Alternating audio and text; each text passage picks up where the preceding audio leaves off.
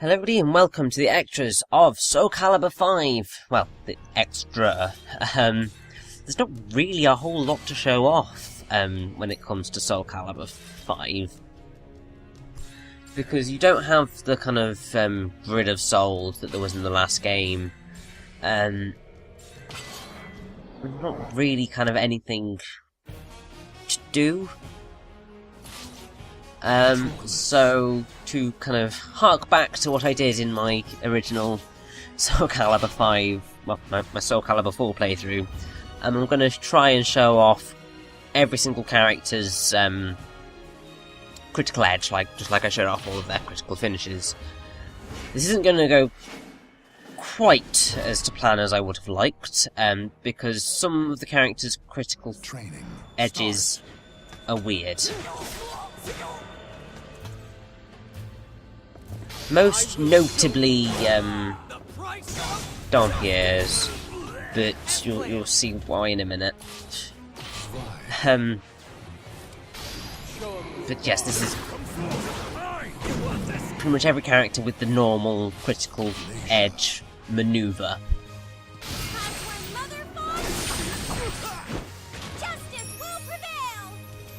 I mean, they're all pretty awesome, but none of them are ever quite as awesome as the critical finishes, which is just sad, really.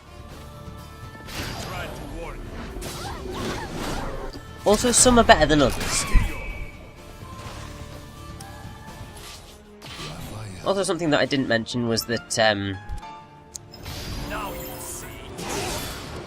obviously we have Ezio Auditore in Soul Calibur 5 as the guest character, who fits a lot better than Yoda, Darth Vader, and The Apprentice did in Soul Calibur 4. Although technically, this game takes place 100 years after Ezio lived, so timing's a bit off, but oh well.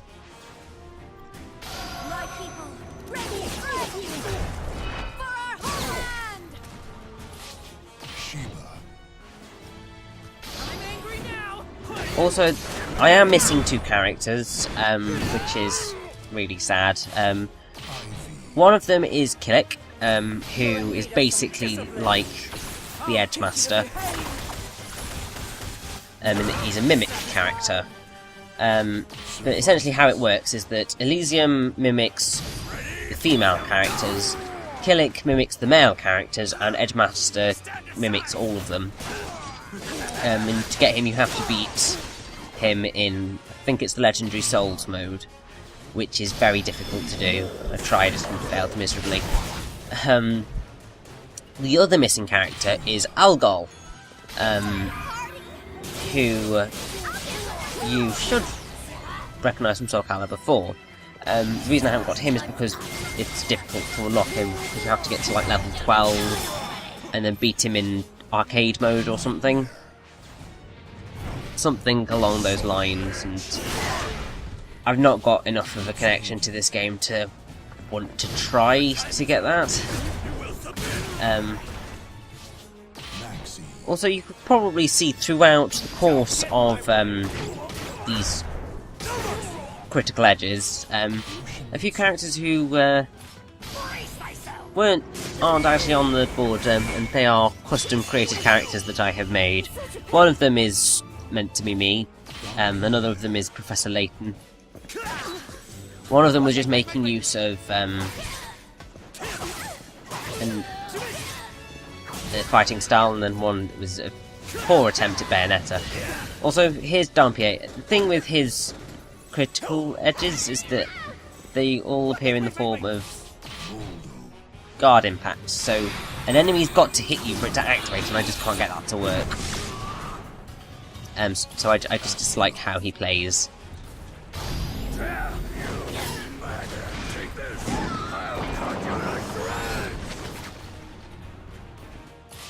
Alpha Patroclus. I'll carve my own fate.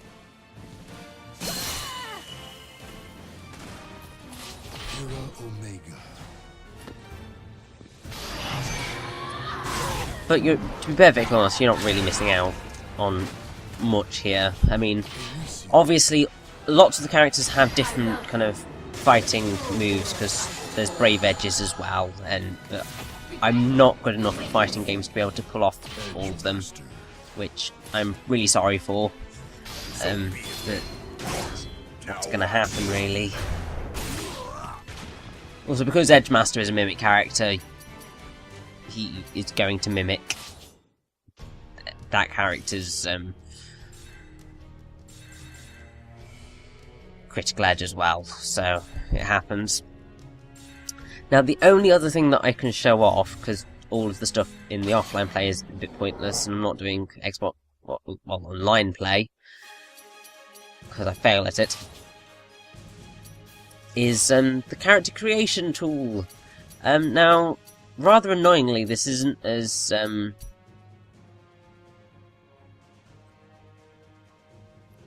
good as it was in Soul Calibur 4. I mean, I think technically there are more customization options once you've unlocked everything, but I'm just not very I don't think I've played the game enough to get the options that would be useful enough. But I mean, you can get very detailed on how you want your character to look. So you can be kind of very sexist if you're making a female character or a male character or whatever you want to do.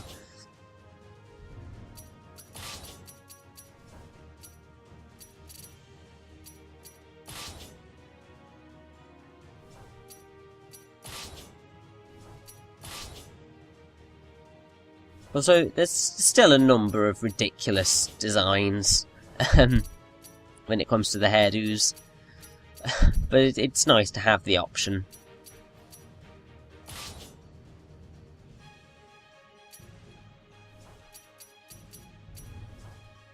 Okay, let's get this started. Will you fight me?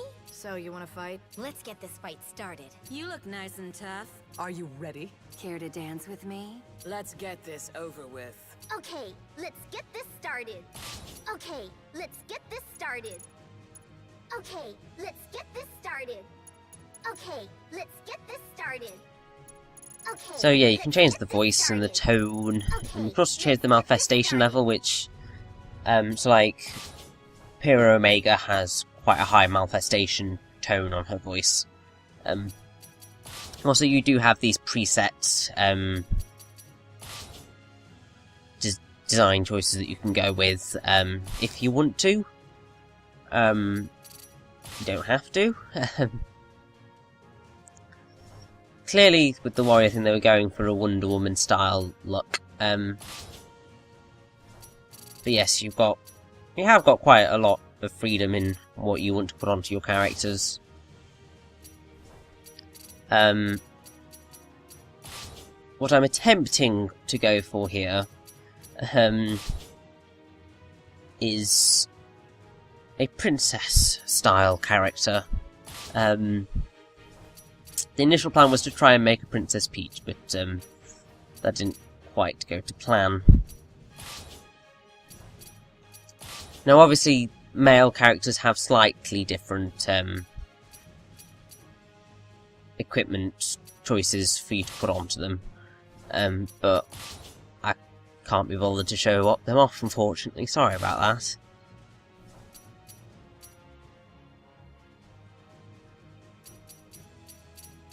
Also, one thing that does disappoint me is that they removed the multi-tiered equipment breakage system, because that was always quite fun. Having so you could break the head gear, the upper body gear, and the lower body gear. It was just quite a cool design decision, and the fact that they removed it is just quite sad.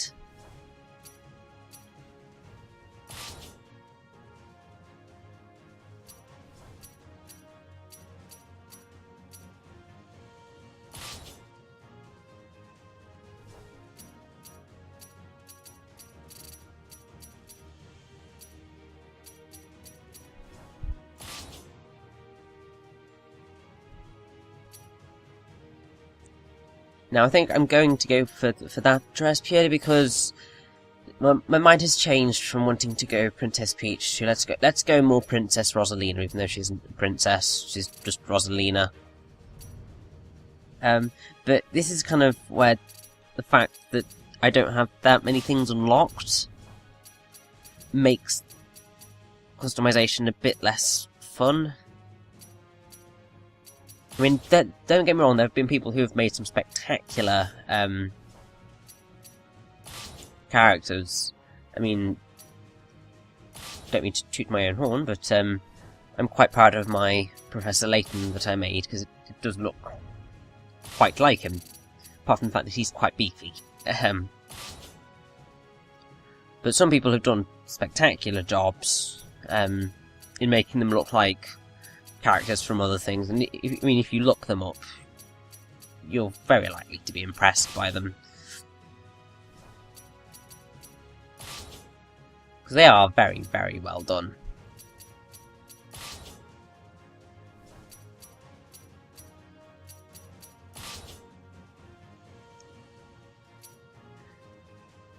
Yes, that's totally fitting for a princess. Let's go with that. You also have all these equipment parts which you can place anywhere, almost anywhere on the body. When I was trying to do my Bayonetta, I wanted to get the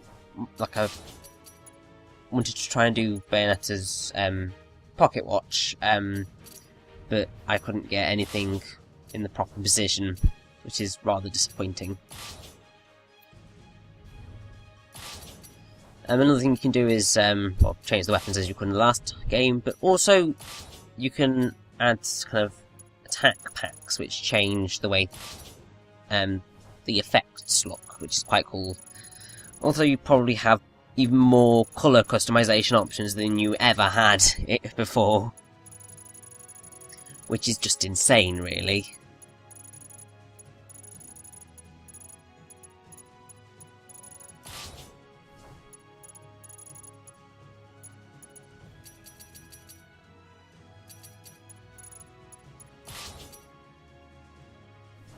But I will say it is still a shame that I can't quite show this off to the best of its abilities.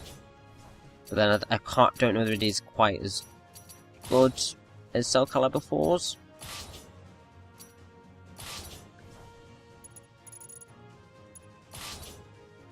But that might just be because I haven't got as many pieces of equipment to use.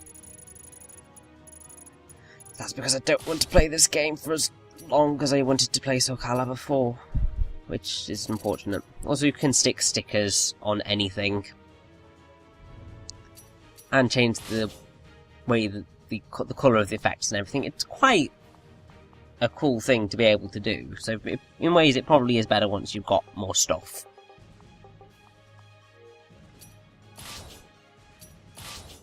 And so, that's our character built. Unfortunately, we can't test play them.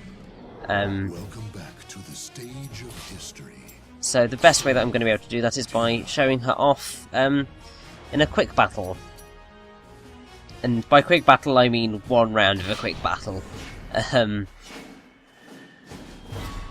'Cause... yeah.